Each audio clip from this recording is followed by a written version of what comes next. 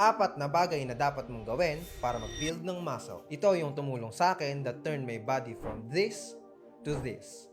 Number 1, progressive overload. Ibig sabihin, mas tumataas yung intensity para maiwasan yung plateau o paghinto ng progress mo. Kadalasang approach na ginagawa dito ay pag-increase ng weight na binubuhat over time, or kaya naman increasing ng sets or reps na ginagawa. This helps you progressively overload and stimulate muscle for growth. Number 2, caloric surplus. Ito ay ang pag-consume ng mas mataas na calories sa kailangan ng katawan mo. Magdagdag ka lang ng 300 to 500 calories sa maintenance calories mo para mag-gain ng weight. Makakatulong ito dahil magkakaroon ka ng extra energy and nutrients para i-repair o masuportahan yung muscle growth. Pero pag sobra-sobra yung nakoconsume mo, possible na mag-gain ka ng excessive fats. Kaya always track your calorie intake. Number 3, quality rest. Huwag mong isawalang bahala yung rest dahil isa ito sa malaking factor ng muscle building process. Dahil during rest lang nakakapag-repair ng maayos and nagiging malakas yung muscle mo. Experts recommend 7 to 9 hours of sleep if you want to maximize your muscle gain. So getting enough sleep will also get you bigger muscles. Kung nagawa mo na yung numbers 1 to 3,